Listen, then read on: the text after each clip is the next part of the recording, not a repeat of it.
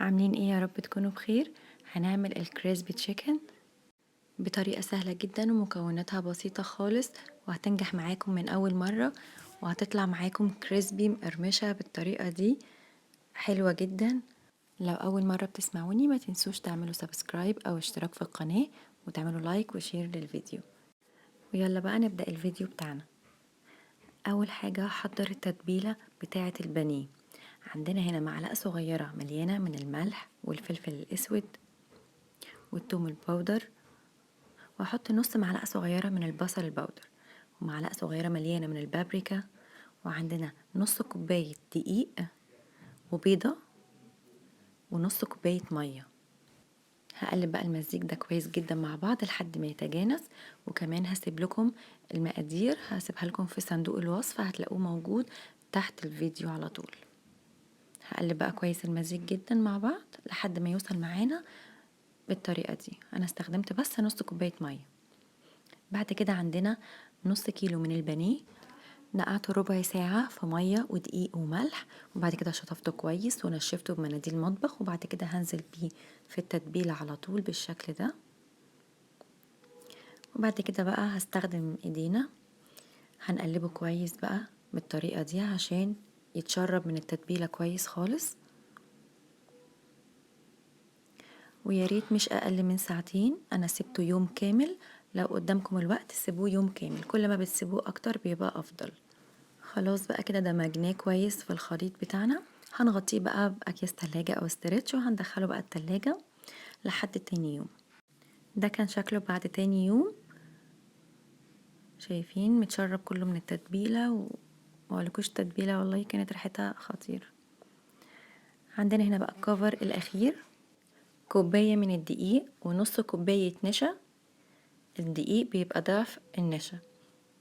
وهبهره بقى كده، هحط نص معلقة صغيرة من الملح، وكمان هحط نص معلقة صغيرة من الكركم، هيديله لون جولد كده ذهبي حلو قوي.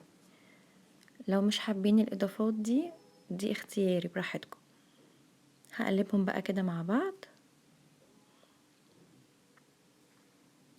بعد كده بقى هجيب البانيه، هنزل بيه بقى بالطريقة دي، هحركه حركات عشوائية عشان نعمل تعريجات في البانيه. يعني بلاش نضغط عليه بايدينا، بأصابعنا ممكن نقعد نقلب فيه، هنديره بالشكل ده، حركات عشوائية كلها. تمام،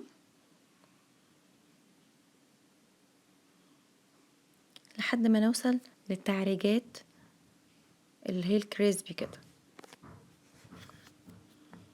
خلاص كده تمام. هعمل كمان معاكم واحدة تانية،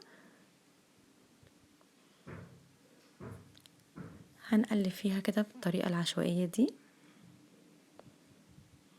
كل ما بنعمل اكتر بيدينا في الدقيق، بيبقى فيه عندنا تكتلات في الدقيق.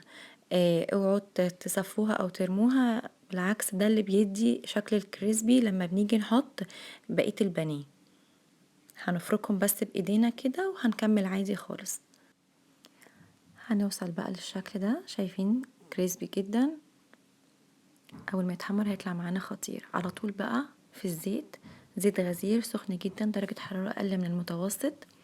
ما تسيبوش البانيه بعد ما نحطه في الكفر الاخير، لازم ننزل بيه على طول في الزيت السخن، لانكم لو ركنتوه شوية هترجعوا تلاقوا ان طبقة الدقيق عاملة مية، هتضطروا ان انتوا تعيدوا نفس الكفر تاني.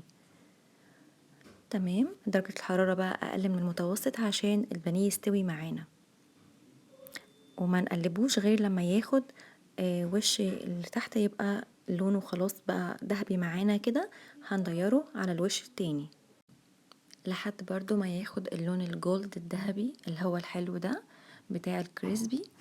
هنطلعه على مصفى، بلاش طبعا خالص مناديل المطبخ، بنطلعه على مصفى عشان يفضل محتفظ بالشكل الكريسبي بتاعه والقرمشة اللي من بره، وبيبقى طري من جوه. هطلع بقى اللي اتحمر، وهكمل بقى تسوية في اللي باقي. حاولوا انكم ما تحطوش في نفس الطاسة او الصينية اللي بتحمروا فيها تحطوا كمية كبيرة من البانيه، عشان كل قطعة تاخد التسوية بتاعتها وتبقى مرتاحة في الصينية.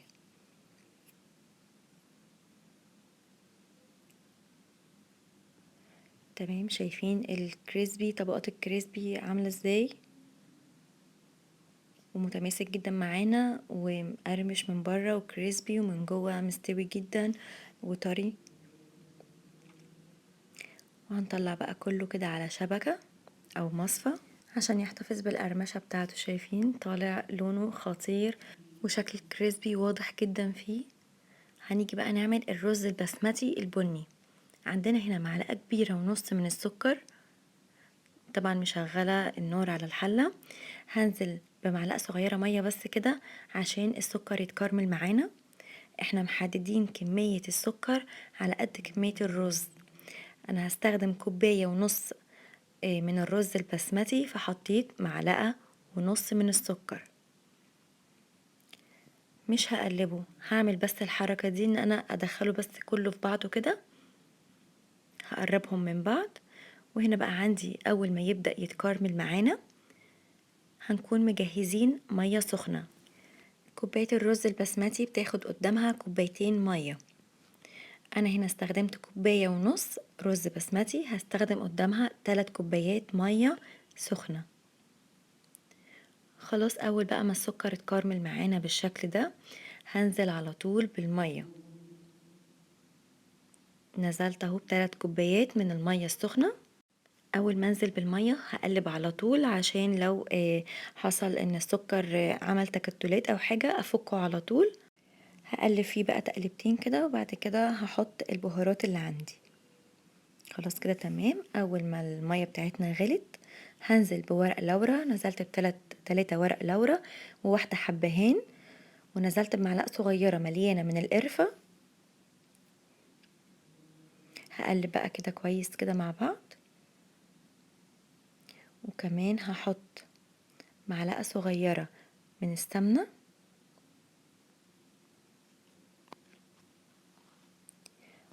وهنزل بقى كده بالكوباية ونص رز بسمتي غسلاها كويس ومصفياها من المية. وكمان انا حطيت معلقة صغيرة من الفلفل الاسود ومعلقة صغيرة من الملح. هقلبهم بقى كده مع بعض. هسيبهم بقى كده لحد ما المية تغلي وتتشرب كمان، وبعد كده هبقى هدي النار لما الرز يتشرب المية. خلاص الرز بتاعنا اتشرب المية. ههدي النار بقى واحط الغطا واسيبها تعيش حياتها لحد ما تتبخر. هنا كانت اتبخرت معانا والرز بتاعنا مفلفل وطعمه جميل جدا. هنطلع بقى الحاجات اللي احنا حطيناها، الحبهان وورق اللورة. ما ننساش يعني حاولوا تكونوا عادين انتوا حاطين كام حبهان مثلا، كام ورق لورة، عشان ما يجيش في بقنا هيبقى طعمه مش لطيف خالص. تمام، في واحدة حبهان انا طلعتها بعد كده. هنا بقى قدمنا الكريسبي بتاعنا مع الرز، وهحط بقى كده شوية بقدونس على الرز. كمان هحط مستردة وكاتشب ومايونيز. بجد جامدة جدا، طعمها فظيع والكريسبي واضح جدا فيه زي ما انتوا شايفين. ما خدش مننا اي وقت خالص. ما تنسوش تعملوا سبسكرايب ولايك. يلا باي باي.